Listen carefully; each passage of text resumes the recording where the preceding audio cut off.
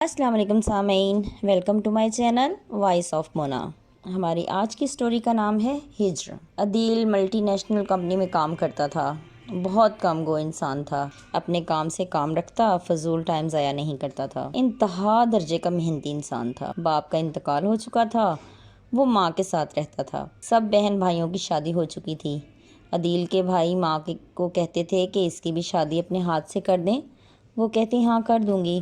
وہ دیکھ رہی تھی لڑکیاں، لیکن عدیل کے مطابق انہیں کوئی رشتہ نہیں مل رہا تھا۔ پھر بہت کوششوں کے بعد ان کو ایک رشتہ مل ہی گیا۔ لڑکی پڑھی لکھی تھی، 4 بھائیوں کی اکلوتی بہن تھی۔ اس کا نام رمشا تھا۔ پھر عدیل کی بات پکی ہو گئی، سب خوش تھے۔ ایک دن فون آیا کہ رمشا کے بھائی کو کسی نے گولی مار دی ہے۔ یہ سب بھی بھاگے بھاگے جا پہنچے۔ عدیل کی ماں نے عدیل کو بھی ادھر ہی بلا لیا۔ وہ ڈیوٹی سے سیدھا رمشا کے گھر چلا گیا۔ اس کا بھائی لڑائی جھگڑے میں گولی لگنے کی وجہ سے سیریس تھا۔ پھر 2-3 گھنٹے زندہ رہا اور اس کے بعد اس کا انتقال ہو گیا۔ وہ لوگ جوان موت کی وجہ سے ٹوٹ کر رہ گئے تھے۔ عدیل ان کو دلاسا دے رہا تھا۔ پھر عدیل سارے کاموں میں آگے تھا۔ جنہوں نے گولیاں ماری تھیں ان کے خلاف FIR کٹ چکی تھی۔ ان کو خود تو ہوش نہیں تھا۔ عدیل سارے کام خود کر رہا تھا۔ دفنانے کے بعد سب چلے گئے، عدیل وغیرہ وہیں رک گئے۔ عدیل نے رمشا کے دوسرے بھائیوں کے ساتھ جا کر ان لوگوں کو پکڑوا دیا۔ اب وہ پولیس کی حراست میں تھے۔ دوسرے دن کل کروا کے عدیل واپس گھر آ گیا اور اپنی جاب پہ جانے لگا۔ اب عدیل کی شادی اور ڈیلے ہو چکی تھی۔ وہ لوگ بہت غمگین تھے۔ عدیل روز جاتا، شام کو ان لوگوں سے مل کر آتا۔ وہ کافی مانوس ہو چکے تھے عدیل سے۔ عدیل بھی خوش تھا، اسے اچھی فیملی مل گئی۔ وقت گزر رہا تھا، کیس چل رہا تھا۔ وہ اپنے بیٹے کے لیے انصاف چاہتے تھے۔ پھر انہوں نے صلح کی کوشش کی۔ ان لوگوں نے عدیل سے مشورہ کیا کہ کیا کرنا چاہیے۔ عدیل نے کہا جیسے آپ چاہیں۔ رمشا کی ماں نہیں چاہتی تھی کہ دشمنی بڑھے۔ پھر ان لوگوں نے صلح کر لی۔ سال ہونے کو تھا، عدیل کی شادی کی تیاری ہونے لگی۔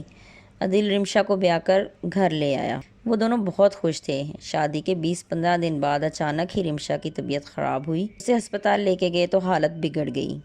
اسے خون کی الٹیاں آ رہی تھیں۔ پھر آنن فانن اس کی ڈیتھ ہو گئی۔ عدیل بالکل گمسم تھا، جیسے اسے کچھ سنائی ہی نہ دے رہا ہو۔ اس کی دنیا اندھیر ہو چکی تھی، کسی کو سمجھ نہیں آ رہا تھا کہ کیا ہوا۔ پھر عدیل سنبھل گیا۔ اسے احساس ہوا کہ کچھ غلط ہوا ہے جو اسے نظر نہیں آ رہا۔ اس نے ڈاکٹر سے تصدیق چاہی کہ رمشا کو کیا ہوا ہے۔ ڈاکٹر نے بتایا رمشا کی موت زہر کی وجہ سے ہوئی ہے۔ عدیل پریشان تھا کہ یہ کیا ہو رہا ہے۔ پھر عدیل اور اس کی ماں پولیس کی حراست میں تھے۔ عدیل کے پاس خود کو بچانے کا کوئی راستہ نہیں تھا۔ عدیل کا ایک دوست تھا جو عدیل سے بہت مخلص تھا۔ اس نے عدیل کو دلاسا دیا اور کہا تم پریشان نہیں ہونا، میں جلد ہی کچھ کرتا ہوں۔ پھر بہت تگ و دو میں لگ گئے۔ سب سے پہلے عدیل کی ماں کی ضمانت ہوئی، وہ گھر چلی آئیں۔ عدیل نے ماں سے ملاقات میں کہا کہ رمشا کے محلے میں جا کر پوچھ تاچھ کرو کہ کیا مسئلہ تھا۔ وہ کہنے لگیں جاؤں گی۔ پھر کھل کر آہستہ آہستہ ساری بات سامنے آ گئی۔ رمشا کے محلے میں ہی لڑکا رہتا تھا جو رمشا کو بہت چاہتا تھا۔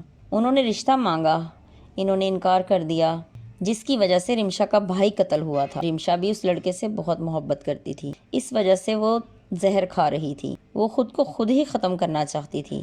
بڑی مشکل سے عدیل باہر آیا، اس نے کیس ختم کروایا، اب وہ آزاد تھا۔ اس نے سوچا کہ رمشا اگر خود اسے بتا دیتی کہ وہ کسی اور کو چاہتی ہے تو وہ خود اس کے راستے سے ہٹ جاتا۔ آج کے دور میں بھی ایسے دقیانوسی خیالات کے لوگ ہیں، حالانکہ ہمارے دین نے اجازت دی ہے کہ اس معاملے میں بچے آزاد ہیں۔ وہ اپنی پسند سے، اپنی مرضی سے کہیں بھی شادی کر سکتے ہیں، لیکن افسوس ماں باپ کی ضد، انا بچوں کی زندگی کو تباہ کر دیتی ہے۔ رمشا نے بھی آہستہ آہستہ خود کو ختم کر لیا اور وہ کسی کو بتا ہی نہیں پائی کہ وہ کسی کو چاہتی تھی۔ جیتے رہیے، خوش رہیے۔ ملتے ہیں اگلی کہانی کے ساتھ۔